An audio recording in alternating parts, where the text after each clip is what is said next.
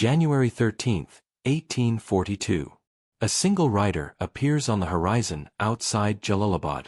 He's barely alive, slumped over his horse, frostbitten, covered in blood. British sentries rush forward. The man can barely speak. His name is Dr. William Brydon, and he has just ridden 90 miles through Afghan territory alone. They ask him where the army is. He looks up, hollow-eyed, and says, "I am the army." 16,500 people left Kabul 9 days earlier. Soldiers, officers, wives, children, servants, an entire colonial garrison retreating through the snow. Only one man made it out alive.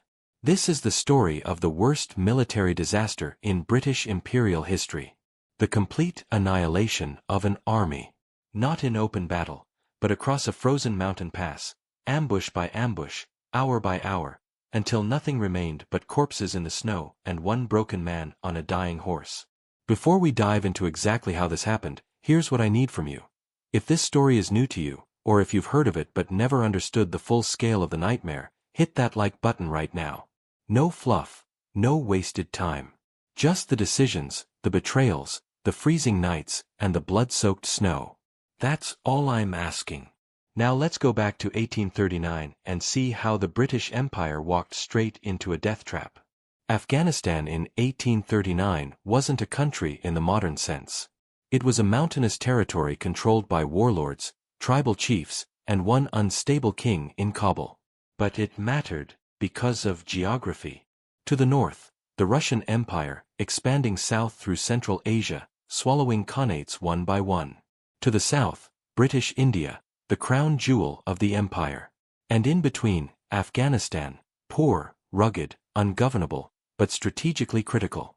The British feared Russian influence creeping toward India. They called it the Great Game, a Cold War fought through spies, subsidies, and puppet kings. And in 1839, the British decided Afghanistan needed regime change. The king at the time was Dost Muhammad Khan. He wasn't hostile to Britain, but he wasn't subservient either. He had opened talks with Russia. That was enough. The British wanted a king they could control, so they dusted off an old exile named Shah Shuja, a former ruler who'd been kicked out decades earlier, and decided to invade Afghanistan to put him back on the throne. This wasn't a war of conquest. It was a political operation backed by military force. Install Shah Shuja, leave a garrison to prop him up, and go home. Simple. Clean. The kind of plan that looks brilliant in a colonial office in Calcutta and collapses the moment it touches reality. In early 1839, the British assembled the Army of the Indus, 21,000 troops plus 38,000 camp followers. Servants, wives, merchants, laborers. They marched through the Bolan Pass into Afghanistan, seized the fortress of Ghazni, and entered Kabul in August with minimal resistance. Dost Muhammad fled. Shah Shuja was crowned. Mission accomplished. The British didn't leave. They set up a garrison in Kabul, about 4,500 soldiers plus 12,000 civilians. Officers brought their families. They built cantonments, held balls, raced horses. Some took Afghan mistresses. The soldiers grumbled about the cold winters and the lack of supplies, but overall, Kabul seemed secure. It wasn't. Shah Shuja had no legitimacy. The Afghan people saw him as a British puppet. Tribal leaders despised him. The countryside seethed with resentment. British officers ignored the warnings. They assumed their presence alone would maintain order. They assumed wrong. By late 1841, the situation was unraveling. Tribal revolts broke out in the countryside. The British envoy in Kabul, Sir William Macnaghten, kept insisting everything was fine. He ignored reports of growing unrest. He dismissed concerns from junior officers. He believed his own propaganda. November 2, 1841. Everything changed. A mob stormed the house of a British political officer, Sir Alexander Burnes, in the middle of Kabul. They dragged him into the street and hacked him to pieces. His brother died beside him. The garrison was a mile away. They did nothing. The commander, Major General William Elphinstone, was elderly, indecisive, and suffering from gout. He couldn't make a decision. The mob grew bolder. Within days, Kabul exploded. Afghan fighters seized the supply depot outside the cantonment. The British were suddenly cut off from food, ammunition, and winter supplies, trapped in a poorly defended compound with thousands of civilians, surrounded by a city in open revolt. Elphinstone panicked. Macnaghten insisted negotiations would work. Meanwhile, Afghan leaders smelled blood. The man the British negotiated with was Akbar Khan, the son of the deposed king, Dost Muhammad. He was young, charismatic, and ruthless. He offered the British a deal: leave Afghanistan, and we'll let you go safely. Macnaghten, desperate, agreed. But Macnaghten was also scheming. He secretly tried to bribe Akbar to betray his allies. He thought he could outmaneuver an Afghan warlord in his own city. He couldn't. December 23, 1841. Macnaghten rode out to meet Akbar for another round of talks. He brought a small escort. Akbar brought armed men. They sat down. They talked. Then Akbar grabbed Macnaghten by the collar, dragged him off his horse, and shot him in the chest. His men hacked the envoy to pieces. Macnaghten's severed head and limbs were paraded through the Kabul bazaar. The British were leaderless, surrounded, starving, and freezing. Elphinstone was in command, but he couldn't command. Officers argued. Discipline collapsed. Morale shattered. And Akbar Khan pressed the offer again: leave now, or die in Kabul. Elphinstone accepted. The British would retreat to Jalalabad, 90 miles east through the mountains. Akbar promised safe passage. He lied. January 6, 1842. The British garrison began evacuating Kabul. 16,500 people, 4,500 soldiers, 12,000 camp followers. Women, children, servants, Afghan loyalists who knew they'd be killed if they stayed. They left the cantonment in chaos, wading through snow, dragging carts and camels overloaded with supplies. It was -20 degrees Celsius. Many had no winter clothing. The camp followers, servants and laborers, were the worst equipped. Frostbite set in immediately. Children cried. Officers shouted orders no one followed. The column stretched for miles, disorganized and vulnerable. Within hours, Afghan fighters began circling. They didn't attack in formation. They didn't need to. They used guerrilla tactics: snipers on ridges, ambushes in narrow passes, quick strikes and retreat. The British couldn't respond. The column was too slow, too exposed. Soldiers tried to form defensive lines, but in deep snow, exhausted and freezing, they couldn't hold. By the first night, hundreds were dead. Stragglers froze where they fell. Camp followers collapsed and were left behind. There was no shelter, no firewood. Soldiers huddled together for warmth, but the cold killed them anyway. Day 2. The column entered the Kurd Kabul Pass, a narrow gorge with cliffs on both sides. Perfect ambush terrain. Afghan fighters poured fire down from the heights. British soldiers fired back blindly. The snow turned red. Bodies piled up in the pass. The column crawled forward, leaving the dead and wounded behind. Akbar Khan appeared, riding ahead of the column. He offered another deal: hand over the British officers' families as hostages, and he'd guarantee safe passage. Elphinstone, desperate, agreed. Akbar took Lady Sale, the wife of a senior officer, along with other women and children. He took them to Kabul. He didn't stop the attacks. Day 3. The ammunition was running out. The food was gone. Soldiers were eating their horses. The camp followers, thousands of unarmed civilians, were being slaughtered in the rear. Afghan tribesmen stripped corpses, stole supplies, and left the bodies in the snow. Officers tried to maintain discipline. They failed. Soldiers stopped obeying orders. Units disintegrated. Every man for himself. Day 4. The 44th Regiment of Foot, the rear guard, was being destroyed. They fought bravely, holding the Afghan fighters back while the rest of the column staggered forward. But they were outnumbered, outflanked, and out of ammunition. By nightfall, only a few dozen remained. Day 5. Elphinstone himself was taken hostage by Akbar Khan. The general had ridden out to negotiate again, still believing Akbar would honor his word. Akbar took him prisoner. The British had no commander, no plan, no hope. Day 6. The column had shrunk to fewer than 4,000 people. Thousands lay frozen in the passes behind them. The survivors were frostbitten, starving, barely human. Officers who'd arrived in Kabul in pristine uniforms were now indistinguishable from common soldiers, covered in blood, filth, and despair. They reached Jagdalak, another narrow pass. Akbar Khan had promised this would be safe. It wasn't. Afghan fighters blocked the path with a barrier of thorns and branches. The British had to stop. They were sitting targets.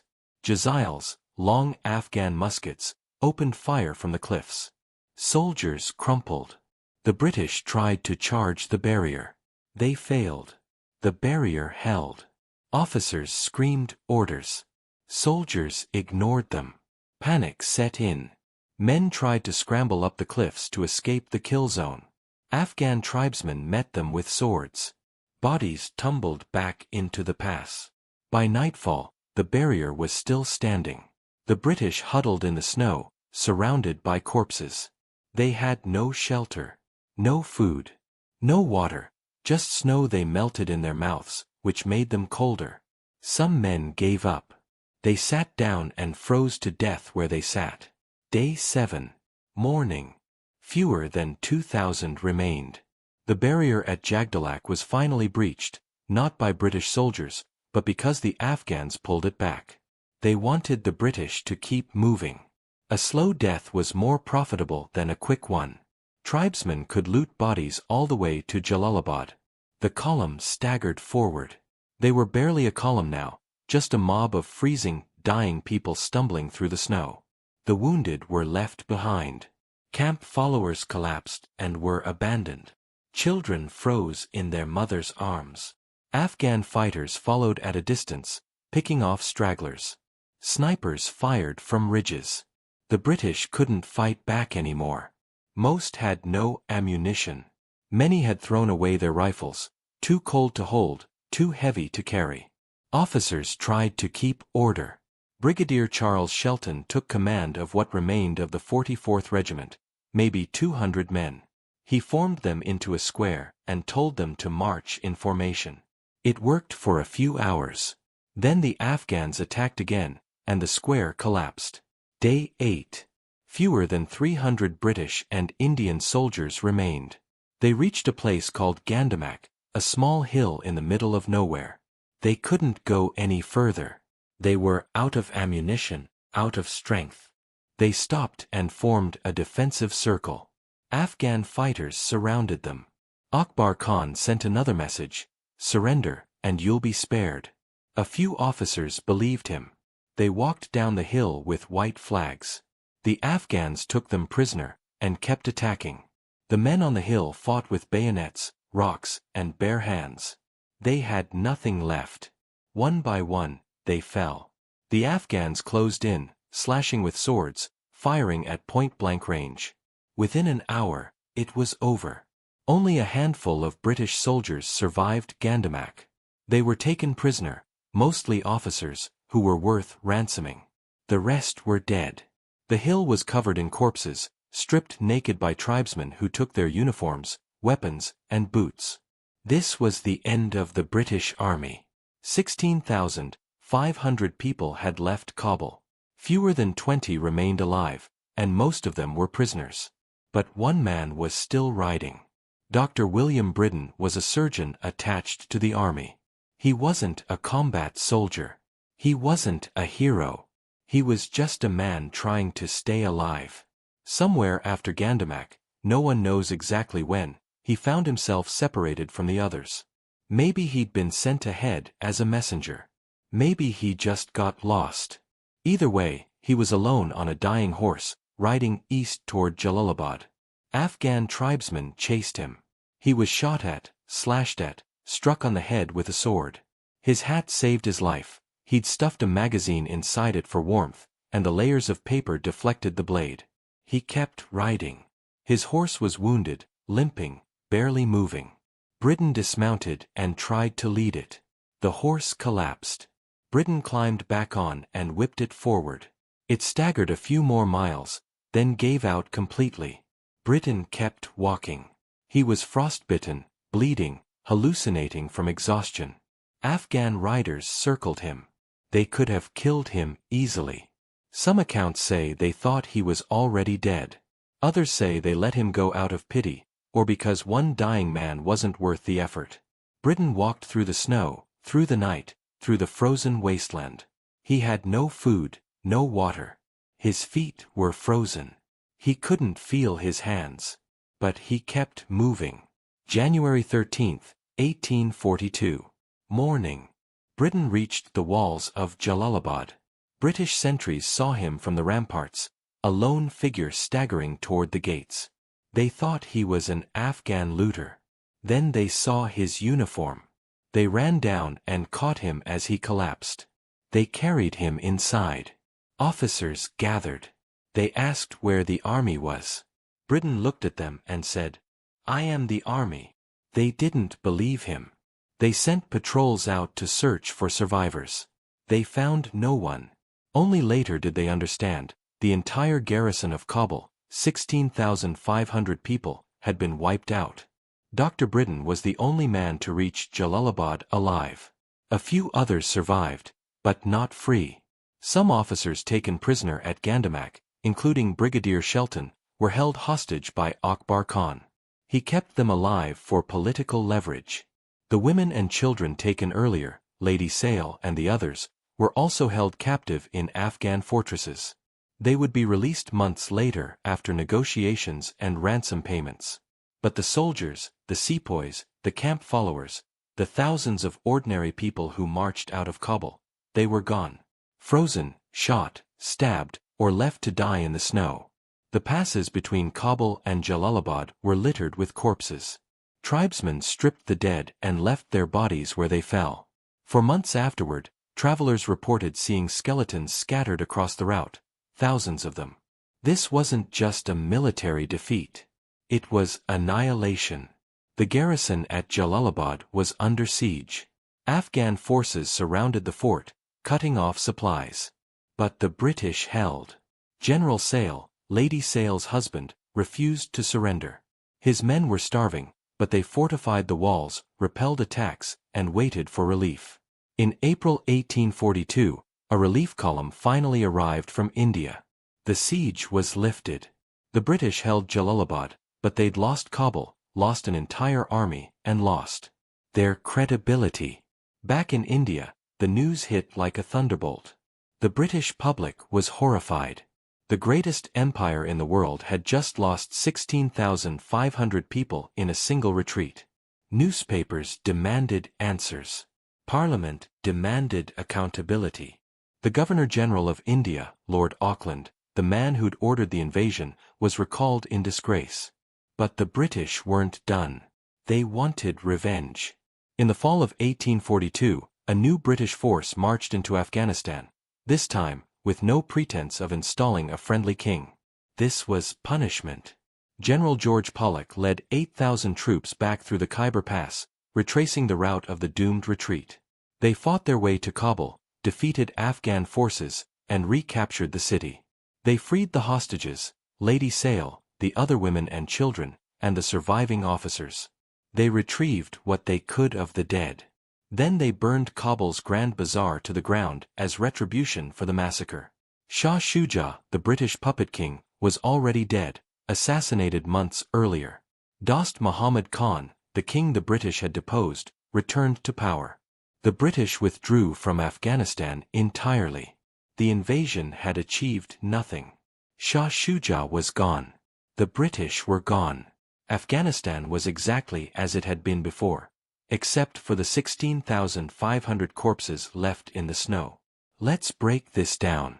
How did the most powerful empire on earth lose an entire army in 9 days? It wasn't one mistake. It was a cascading series of failures, strategic, tactical, and human.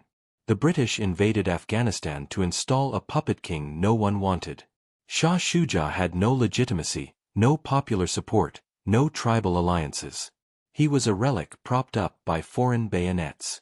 The moment the British looked weak, he was doomed, and so were they. This wasn't ignorance. British officers in India warned against the invasion. Political agents on the ground said it would backfire. But Lord Auckland, sitting in Calcutta, hundreds of miles from the mountains, ignored them. He wanted a quick win to counter Russian influence. He got a disaster. Lesson: don't invade a country to install a leader nobody wants. The original plan was to install Shah Shuja and leave. Instead, the British stayed for 3 years, turning Kabul into a colonial outpost. Officers brought their families. They threw parties. They acted like occupiers. The Afghan people tolerated it at first. Then they didn't.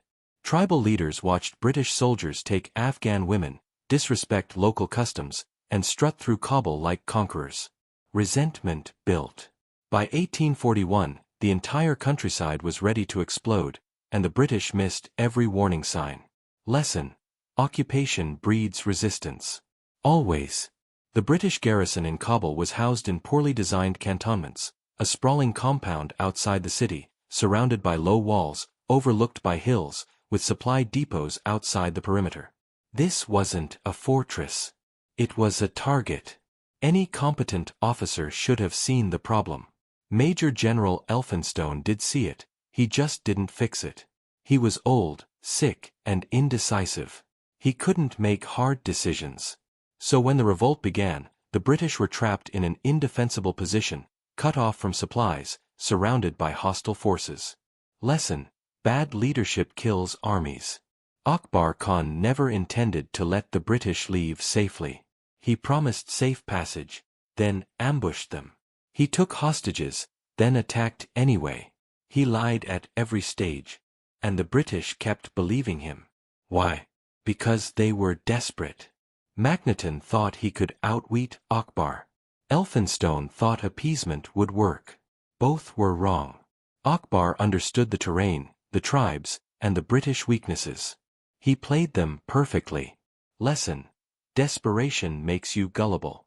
The British left Kabul in January, the worst possible time. The passes were buried in snow. Temperatures dropped to -20 Celsius. The troops had no winter gear. The camp followers had even less. They should have waited until spring. They should have fortified Kabul and held out. But Elphinstone panicked. He believed Akbar's promises. He ordered the retreat and doomed everyone. Lesson: timing matters. Panic kills. 16,500 people left Kabul. Only 4,500 were soldiers.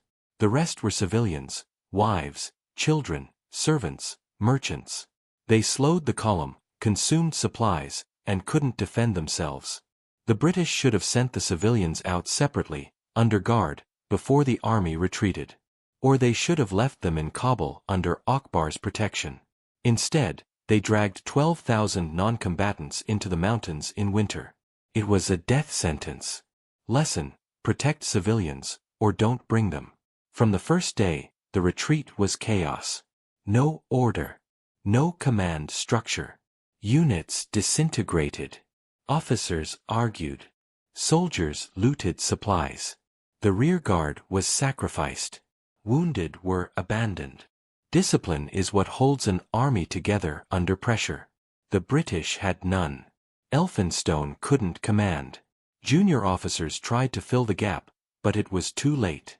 By day 3, it wasn't an army anymore, just a mob waiting to die. Lesson: discipline is survival. But here's the deeper truth. The British lost because they didn't understand Afghanistan. They thought they were fighting a conventional war: armies, battles, negotiations, treaties. The Afghans were fighting a guerrilla war: ambushes, snipers, hit and run. They knew the terrain. They knew the weather. They knew how to bleed an enemy slowly until nothing remained. The British assumed their technological superiority and imperial prestige would win. The Afghans didn't care. They saw invaders, and they killed them, slowly, methodically, efficiently. This was asymmetric warfare. And the British didn't realize it until 16,500 people were dead. The 1842 retreat from Kabul became a scar on British imperial pride. For decades, it was whispered about in officers' clubs, studied in military academies, and used as a cautionary tale. But the lesson wasn't learned.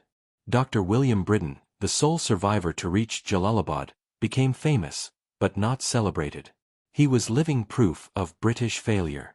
He served in the Indian Medical Service for years afterward, survived the Indian Rebellion of 1857, and retired to Scotland.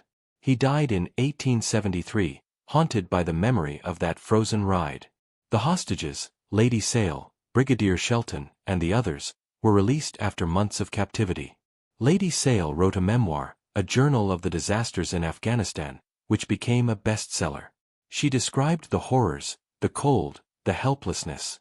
But she also defended the British cause, insisting the invasion had been right, just poorly executed. Shelton returned to England in disgrace. He was blamed for the disaster, not entirely unfairly. He'd quarreled with Elphinstone, refused to cooperate, and undermined command at critical moments. He defended himself in court-martials and inquiries, but his reputation never recovered. Elphinstone died in captivity in April 1842, sick, broken, and despised. Akbar Khan kept him as a prisoner, more out of contempt than strategy. When Elphinstone died, Akbar gave him a military funeral, an ironic gesture of respect for a man who'd failed so completely. Akbar Khan himself became a hero in Afghan eyes. He'd humiliated the British, defended his homeland, and driven out the invaders. But his triumph was short-lived. Internal power struggles consumed Afghanistan. Akbar died in 1845, possibly poisoned. His father, Dost Muhammad Khan, reclaimed the throne and ruled until 1863. Afghanistan remained independent, unconquered, and ungovernable. The British Empire didn't collapse after 1842. It adjusted. The disaster forced a rethinking of imperial strategy. Future campaigns in Afghanistan would be more cautious, punitive raids, not occupations. The British would invade again in 1878, the Second Anglo-Afghan War, and again in 1919, the Third Anglo-Afghan War. Each time, they'd win battles and lose the peace. Afghanistan earned a reputation, the graveyard of empires. The British couldn't hold it. Neither could the Soviets in the 1980s. Neither could NATO in the 2000s. The pattern repeated: modern armies enter, install governments, face insurgencies, and leave. The 1842 retreat was the first chapter of that story. Over time, Dr. Brydon's story became legend. Paintings depicted him arriving at Jalalabad, bloodied, exhausted, alone. Poets wrote about the lone survivor. Historians debated whether others might have escaped. The truth is more complicated. Brydon wasn't the only survivor. A handful of others, sepoys, camp followers, reached Jalalabad days or weeks later, unrecorded and ignored. Some were enslaved by tribesmen and escaped years later. Others fled into the countryside and disappeared. But Brydon was the only British soldier to reach safety immediately. In the eyes of the Empire, that's what mattered. The Indian troops, the servants, the civilians, they didn't count in the official narrative. This is how history gets written. One man becomes the symbol. Thousands are forgotten. The 1842 disaster taught the British Army brutal lessons. Logistics are everything.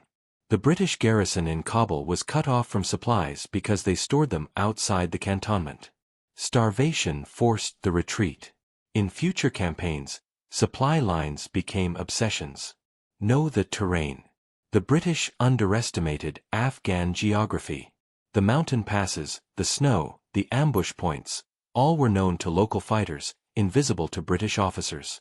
Modern armies now emphasize geographic intelligence. Guerrilla warfare is different. The British expected pitched battles. The Afghans fought with snipers, ambushes, and attrition. This forced the development of counterinsurgency tactics, though those same lessons would be forgotten and relearned in Vietnam, Iraq, and Afghanistan again. Leadership matters. Elphinstone's indecision killed his army. A more decisive commander, someone like General Sale, might have held Kabul or organized a disciplined retreat.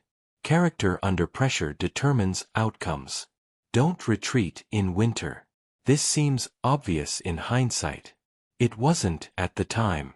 Desperation makes you stupid. The 1842 retreat entered British cultural memory. Rudyard Kipling wrote poems about Afghanistan's dangers. Victorian adventure novels featured Afghan tribesmen as villains. The disaster reinforced stereotypes, Afghans as savage, treacherous, ungovernable. But in Afghanistan, the story was different. The retreat was remembered as a triumph, proof that foreign invaders could be defeated. Songs celebrated Akbar Khan. Stories told of British soldiers freezing in the snow, killed by brave Afghan fighters defending their homeland. Same event. Two entirely different narratives. Fast forward to 1979. The Soviet Union invades Afghanistan, installs a communist government, and occupies the country. Afghan mujahideen resist.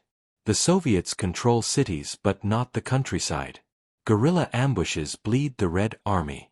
After 10 years, the Soviets withdraw, defeated, humiliated, broken. Fast forward to 2001. The United States invades Afghanistan, topples the Taliban, and installs a new government. American forces win every battle but can't pacify the countryside. 20 years later, the U.S. withdraws. The Taliban return to power. The parallels are haunting. Different empires. Different ideologies. Same mountains. Same outcome. Afghanistan didn't defeat these empires through technology or numbers. It defeated them through geography, culture, and patience. Invaders arrive with plans, resources, and confidence. The mountains wear them down. The ambushes bleed them. The winters kill them. Eventually, they leave. The British learned this in 1842. The Soviets learned it in 1989. NATO learned it in 2021. Afghanistan remains unconquered. The 1842 retreat isn't just history. It's a warning. It shows what happens when empires overreach. When politicians ignore warnings. When armies underestimate enemies. When desperation replaces strategy. It's a story about hubris, the belief that superior technology and imperial prestige guarantee victory. The British had better weapons, better training, better organization. They still lost 16,500 people in 9 days. It's a story about asymmetry, how a guerrilla force with outdated weapons can destroy a modern army by controlling terrain and using patience. And it's a story about memory. The British remembered 1842 as a disaster to be avenged. The Afghans remembered it as proof they could win. Both memories shaped future conflicts. History doesn't repeat, but it rhymes. And in Afghanistan, the rhyme is always the same: invaders lose. Let's talk about the 16,500 people who left Kabul. Not as a number. As human beings. 4,500 fighting men marched out of Kabul. British regulars, Indian sepoys, artillery crews, cavalry units. Most were young, late teens, early 20s. They'd signed up for steady pay and adventure. They got frozen mountain passes and ambushes. The 44th Regiment of Foot bore the worst of it. They were the rear guard, the unit tasked with holding off Afghan attackers while the rest of the column fled. They fought for 8 days straight, in deep snow, with no food, no sleep, and dwindling ammunition. By the time they reached Gandamak, fewer than 50 remained. They died on that hill, surrounded, fighting with bayonets until they were cut down.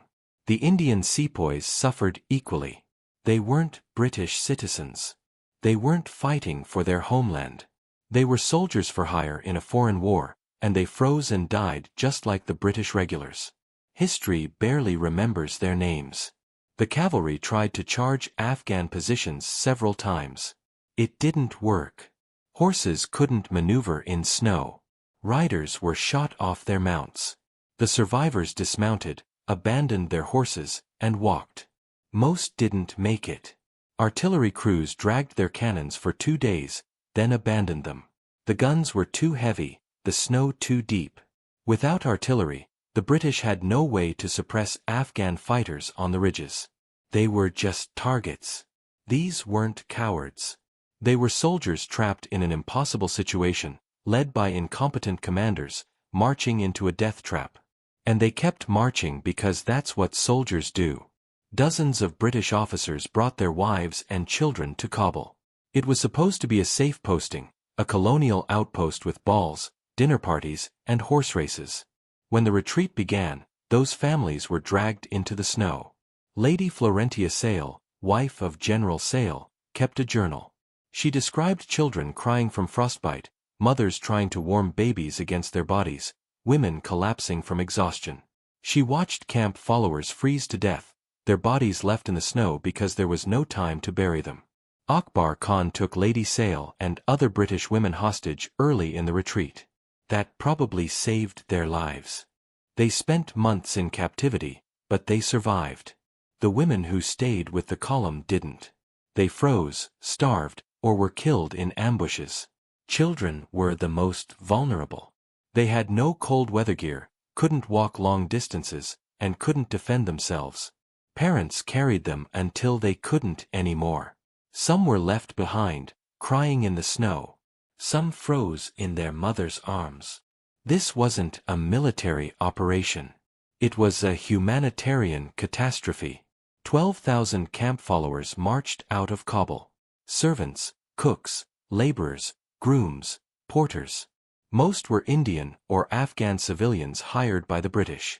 They had no weapons, no winter clothing, no status. When the ambushes began, they were slaughtered. Afghan tribesmen targeted the rear of the column, where the camp followers walked. They couldn't fight back. They couldn't run. Deep snow, exhaustion, frostbite. They just died. Tribesmen looted the bodies. Took their clothes, their boots, their meager belongings. Left the corpses in the snow. Thousands of them. The British officers didn't protect them. They couldn't. The column was disintegrating. But even if they could have, it's unclear they would have. Camp followers were considered expendable. The priority was saving British soldiers. The civilians were on their own. This is the dark truth of colonial warfare. The people at the bottom, the servants, the laborers, the locals who worked for the occupiers, they die first and history forgets them. Every ambush left wounded men behind. Shot, stabbed, frostbitten, too injured to walk. The column couldn't carry them. There were no stretchers, no medical supplies, no time. Officers gave orders, leave the wounded. Keep moving. Some obeyed. Some refused. Arguments broke out. Soldiers tried to carry their friends, then collapsed themselves. The wounded begged not to be left behind. They were left anyway. Afghan tribesmen found them. Some were killed immediately. Some were taken prisoner and enslaved. Some were tortured for information or sport. The British knew this. They left the wounded anyway.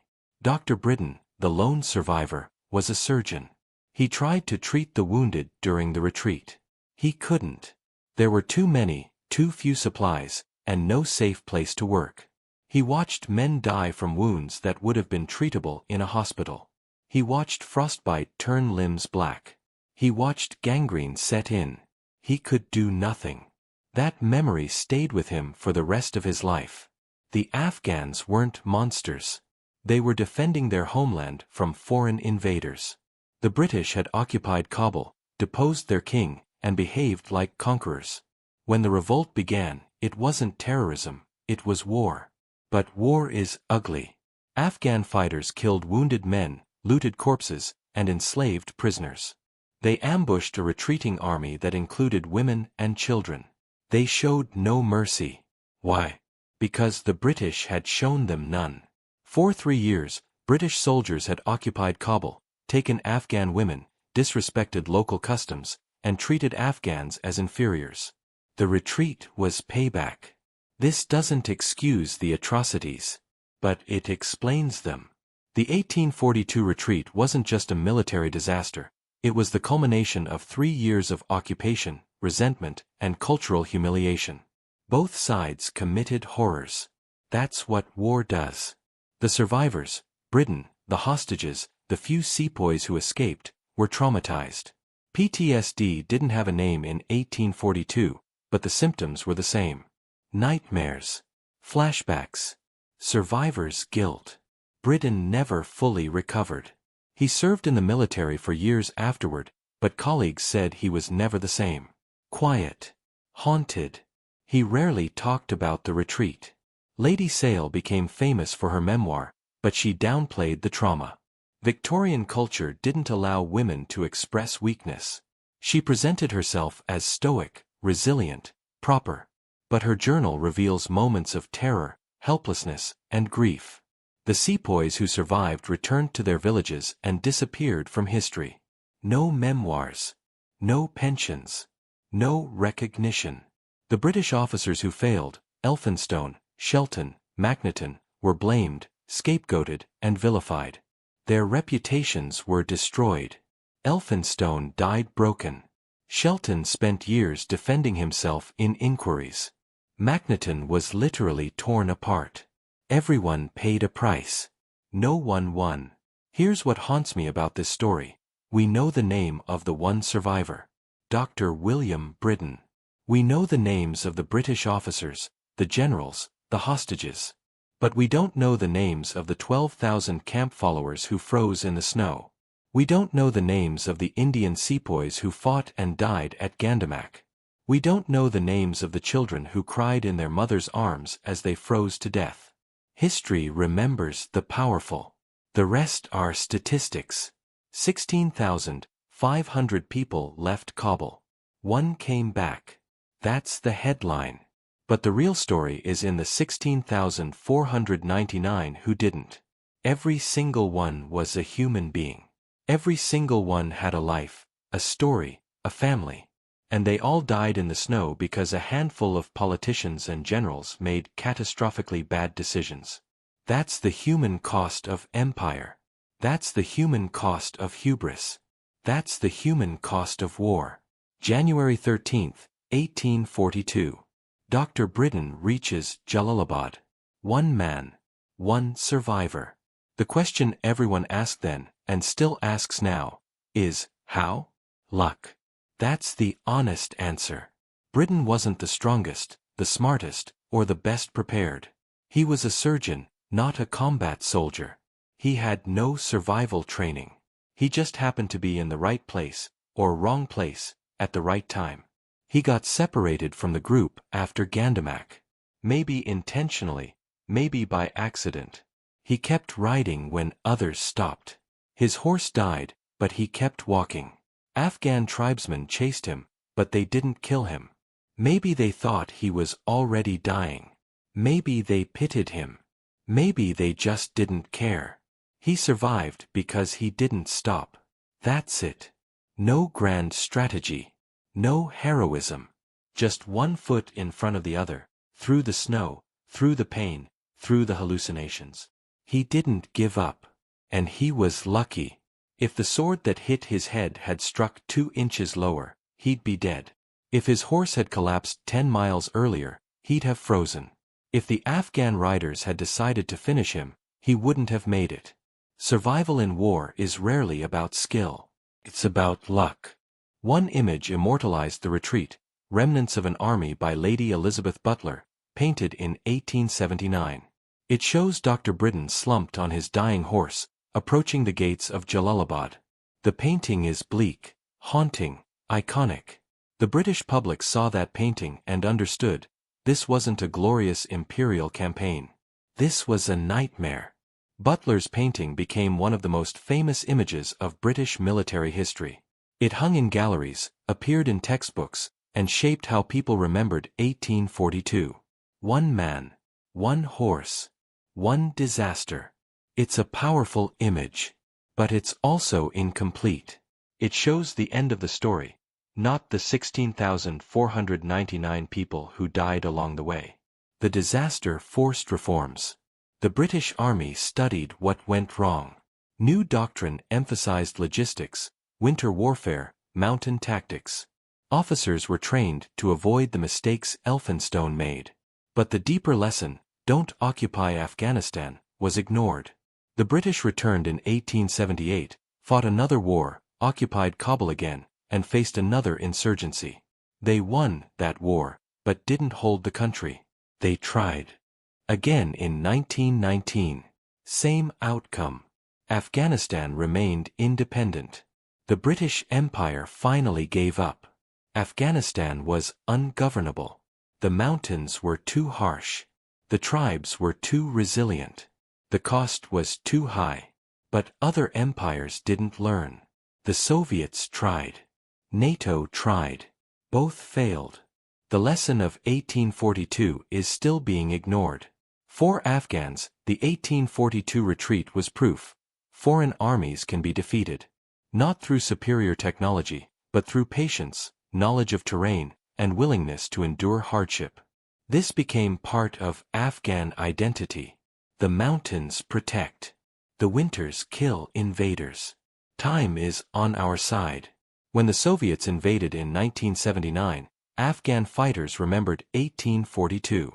When NATO arrived in 2001, elders told stories of the British retreat. The past informed the present. Afghanistan's resistance isn't ideological, it's cultural. It's rooted in centuries of repelling invaders, Alexander the Great, the Mongols, the British, the Soviets, NATO. Each time, the pattern repeats. The 1842 retreat was the first modern example. It won't be the last. Afghanistan earned that nickname honestly. It's not because the terrain is uniquely harsh, though it is. It's not because the people are uniquely fierce, though they are. It's because empires make the same mistakes, over and over. They invade thinking it will be quick. It never is. They install puppet governments. The puppets fall. They underestimate local resistance. The resistance wins. They retreat in chaos. The empire is humiliated. Same story. Different flags. Because we keep repeating it. The 1842 retreat wasn't just a British failure. It was a human failure. A failure of judgment, leadership, and humility. The British assumed their empire's superiority guaranteed victory. It didn't. They assumed the Afghans would submit. They didn't. They assumed they could fight a guerrilla war with conventional tactics. They couldn't. These mistakes killed 16,500 people. And we're still making them. Modern militaries have better weapons, better intelligence, better logistics. But the core challenge remains. You can't occupy a country whose people don't want you there. You can win battles and lose wars. You can control cities and lose the countryside. The 1842 retreat is a warning. Empires don't listen to warnings. They learn through blood. 16,500 people walked into the snow. One came back. That's the story. But here's the truth beneath it. Those 16,500 weren't numbers. They were fathers, mothers, sons, daughters. Soldiers following orders. Civilians fleeing war. Children who didn't understand why they were freezing. They died because leaders failed them. Because politicians ignored warnings. Because generals panicked. Because empires believed their own propaganda. Dr. Brydon survived to tell the story. But the story isn't about him. It's about the 16,499 who didn't survive. It's about the cost of hubris. It's about the reality that wars are fought by ordinary people who suffer for the mistakes of the powerful. The British avenged the disaster. They burned Kabul. They rescued the hostages. They declared victory. But they didn't win. Afghanistan remained unconquered. The lesson wasn't learned. And 180 years later, we're still talking about the same mountains, the same mistakes, the same inevitable outcome. If there's a lesson here, it's this. History doesn't care about empires. Geography doesn't care about flags. And the mountains of Afghanistan don't care who thinks they're invincible. They just wait. And eventually, every army retreats. If this story taught you something, if it made you think, or feel, or realize how history repeats, here's what I'm asking. Hit that like button. Share this video. Leave a comment. Tell me what you think. We're telling stories that matter. Stories that don't get told in classrooms. Stories that respect the people who lived them. Not just the generals and kings, but the soldiers, the civilians, the forgotten thousands. This is history without fluff. Just the facts, the decisions, and the consequences. Thanks for watching. I'll see you in the next one.